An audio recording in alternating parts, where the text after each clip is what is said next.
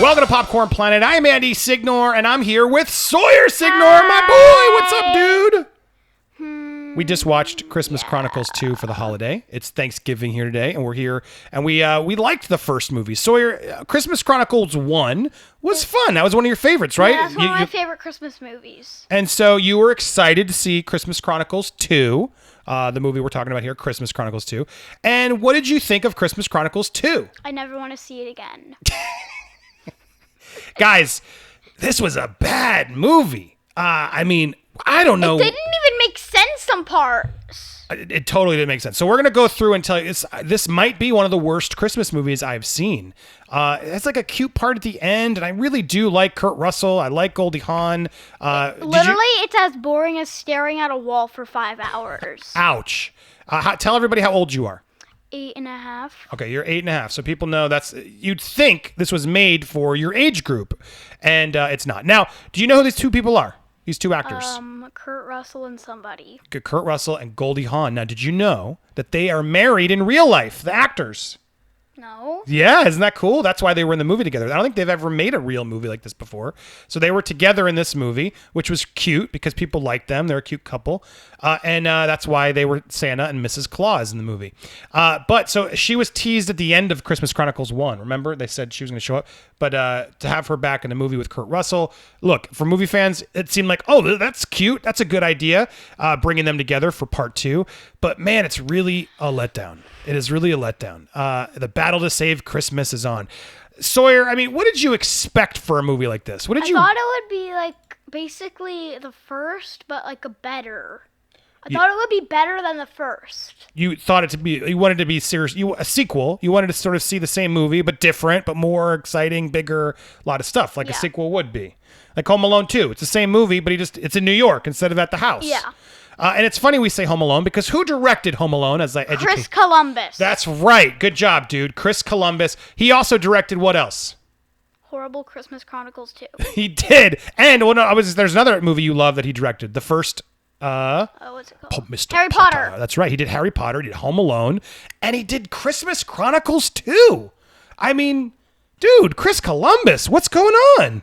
He produced, I think it was part of the first one, and then chose not to direct that one, but then he came back and thought this was the better one to direct. I mean, we were both saying it's just shocking to know the director of Home Alone chose to make this movie, and it just doesn't feel like a Chris Columbus movie. It feels like a mess. Harry Potter, Home Alone, Mrs. Doubtfire he also did. I'm right. Chris Columbus, I want to verify that before which we also love. Great director. I don't know what he was doing. Am I wrong on Mrs. Doubtfire? No, he did. Yeah, he did Mrs. Doubtfire. Adventures in Babysitting, Home Alone 2. Chamber of Secrets. He also did that Percy. He did a Percy deleted. He did Percy Chamber of Secrets. Percy Jackson. He also did Pixels. I forgot he did. You haven't seen and that one. Christmas Chronicles. Apparently, he's going to do a Five Nights at Freddy's movie. But yeah, look, weird.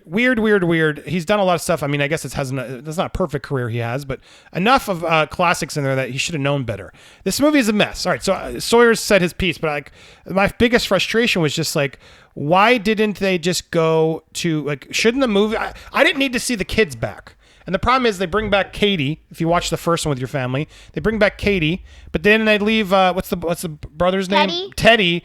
She doesn't get to go on the adventure. They leave Teddy behind. And I don't like that. What they do is instead the mom has now met a new boyfriend, and it's Tyrese Gibson. I mean, it was just weird because it's like you have this action star Tyrese show, and you're like, is that Tyrese?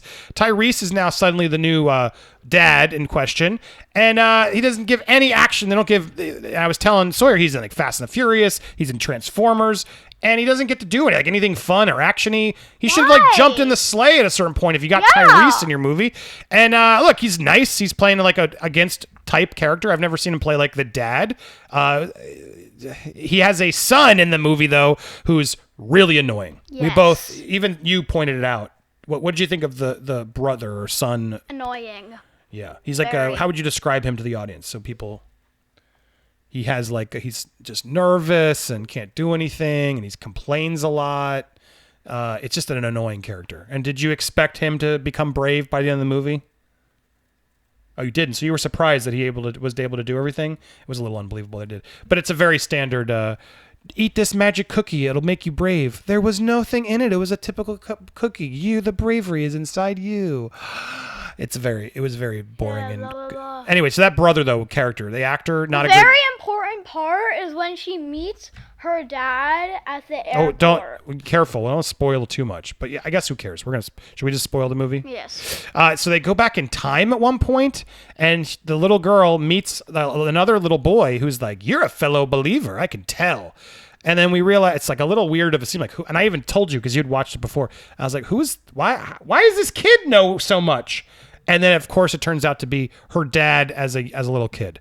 And you're like, oh. I mean, it was kind of cute if they had just done a time travel movie, but it wasn't really a time travel movie. How about that bad song? They tried to recreate the song. Oh, my God. Because Kurt Russell's in prison and did a song in prison in the first movie, and it made sense. But in this one, it didn't make any sense. The one in that one, literally, it was because all the flights got canceled. Yeah, the flight, he cancels the flights and then sings a really lazy, dumb, not fun song and then brings them all together. He basically just hypnotizes them. He's like a Jedi. It's like a Jedi mind trick on everybody and says, be jolly and remember that Christmas is important. I would have been more upset if my flights got canceled and then some weird Santa was telling me to sing a song. I'd be like, get out of here. I'm trying to get home for the holidays. It is a mess of a movie. It's a very mess. And then the villain, we didn't even get to the villain because it's like, what is going on? But Belznickel is the weirdest person ever. So they brought in, is his name Julian Dennison, who's in Deadpool 2. He was in The Hunt for the Wilder People, which I really liked him, but he's now grown up. He's like older, and he gets to play sort of this, what is he? He's an elf, right? He's like a naughty elf that turns into a human because he was naughty. So they have this, yeah, exactly. They have this weird plot where it's like what's like 5 rules to being naughty? You have to break all 5 naughty rules, and then you don't become you turn into the thing you hate most. So, for example, if I hated a spider, then you would turn into a spider. What? So he turned into, and he hated children because he was jealous of them. He hated humans, so he turned into a human. Anyway, so he's the villain. What's his name again?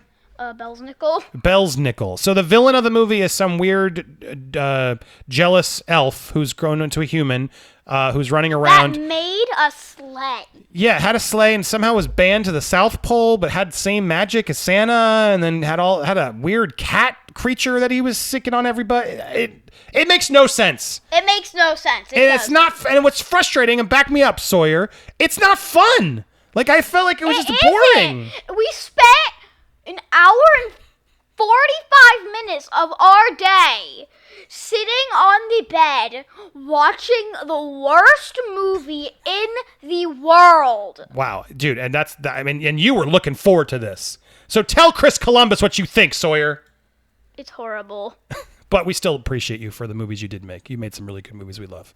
But this one, I think maybe because the first one was such a big hit for Netflix, he thought, hey, I'll just get this will be an easy win. He didn't think about it. And I was going to say, how much more fun would it have been if Kurt Russell's Santa Claus, the Christmas Chronicles, right, guys? If every sequel, he just goes out to a different place and helps another kid go on another adventure to help learn the miracle of Christmas. Yeah, like, for example, instead of going to Massachusetts again, they could have gone to the Bahamas. Well, they did go to Cancun. It's kind of close. Yeah. But, it's still the same Katie. I didn't need to say Katie again. Katie and Teddy. Katie Cat, what they call her? Katie Cat and Teddy had their adventure. They found the miracle of Christmas, and it was a nice ending. It was cute. It's fine. It's time for Kurt Russell needed to go help another kid. Every year, help a different kid. I mean, so many kids need help, and now 2 Christmases in a row, Katie's getting help. Why? Come on. Shouldn't Santa Claus be doing other stuff? I mean, they were stuck in the North Pole, and hot chocolate healed them. Hot chocolate. We forgot about the fact that they're put through a golf cart into some sort of wormhole. The bad elf somehow gets them onto a golf cart into a wormhole. Meanwhile, their parents just go away for the weekend. They're like, you'll be fine in the kid zone. Yeah, you'll be fine. You'll be fine. And then meanwhile, they just squander off. And then the brother just shows up in the back of the golf cart, which makes no sense. They did not show him jumping in the cart. No sense. And then they go into a wormhole and they freeze in the South Pole. And hot chocolate healed them in the North Pole. Don't forget, before the hot chocolate, who finds them? Santa. What was he doing there? What was he doing? Chasing a Yule cat, whatever that is. He's chasing the Yule cat because I guess the bad guy put it there, but still, he's chasing the Yule cat to get caught, and then he manages to see them and brings them back, and then, yes, Mrs. Claus gives them hot chocolate, and they are suddenly not frozen anymore, and it's just a mess. It's not fun. It's not cute. And then the elves turn into maniacs. Yeah, that's another spoiler. The elves get elf bane, they call it. First Bane. You don't get that joke because you haven't watched that movie yet. But Bane is a Batman villain who does it. Who talks like a muffler. But no, Elf Bane is something else. But they basically turn into bad guys, all the elves, and then they're like murdering the elves. They're hitting them, throwing them across, and then somehow they're all fixed. Chainsaws. They it's get a weird movie. mini chainsaws. How many times did Dad fall asleep during the movie? 4. You kept waking me up. Dad, what happened? I'm like, and every time I woke up, I sort of figured it out, right? Because it was so obvious and stupid. It's okay. I sort of figured it out every time. But man, Christmas Chronicles 2. It was so weird when they just started singing a song that made them cheerful. It would make me more angry. I would be like, can I please go on my flight now? Yeah, it was...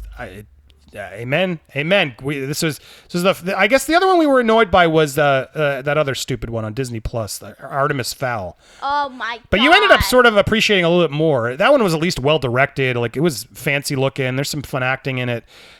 There was more to that story. This one there's nothing of substance. It's a bummer, and it's sad because Kurt Russell, Goldie Hawn try their best. I do like them, but they're just given nothing to do. And it's clear they gave them a bigger budget. Did a lot of CGI. The graphics were pretty bad. Don't you think the effects didn't look very good? There were a few. The Yule Cat Jola looked fake.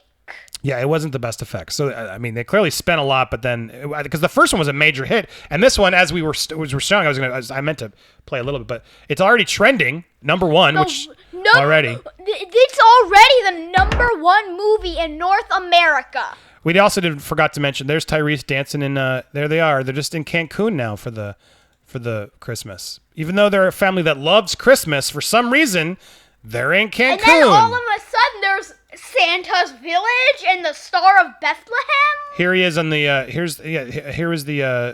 I thought we had the golf cart scene, which is ridiculous. The golf cart scene is like back there. Yeah, right there. Then here's the brother that just shows up. She jumps on a golf cart, and then there's a wormhole we're gonna go into. Whoosh!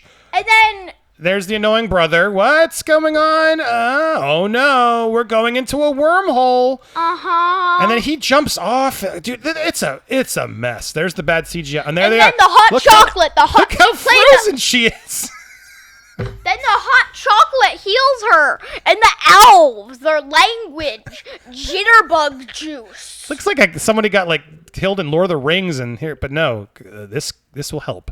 Anyway, it's a mess. It's a bummer. Coming from the first one, which actually was surprisingly like a cute, fun, different kind of movie. Look, the Star of Bethlehem. It was back there. Well, I was gonna say here he is as an elf, which is also just creepy to see that guy as a weird CGI elf. And there he is as the person. But spoiler. The Star of Bethlehem. Is that what it was? Bethlehem is what it is. Anyway, we do not recommend this movie. And then their dad right there. Yeah, there's a lot going on. Anyway, so do we, on a scale of 1 to 10, with 10 being awesome and 1 being awful, Sawyer, what would you rate the Christmas Chronicles 2? A 2.5. Wow, okay, so not a 1. I guess the ending was cute. It was cute when the families finally got together and sang "Oh Christmas Tree." It was like, oh, that was a little bit of a cute moment. And you're right, Kurt Russell's delivers. So, all right, that's a fair 2.5, 3, I guess, maybe a round up. That's still a bad score out of 10. So, bummed, Chris Columbus. Expected better. I think you had a fun franchise in here. But would you want to see a Christmas Chronicles 3, or have you lost interest now? If it's like the second one, no. But if it's like the first one, then yes. So you're still open. So Chris, you hear that? You still have time to fix this. This was a misstep. We didn't have fun with this. But there you go. Thank you guys so much for watching here on Popcorn Planet. You can hit me up there. Always, you know where to find, and hit that subscribe button if you haven't already. You know how that works, right? Hit the all alerts and all those notifications, and stay tuned for more videos here on, say it, Popcorn Planet! Yay!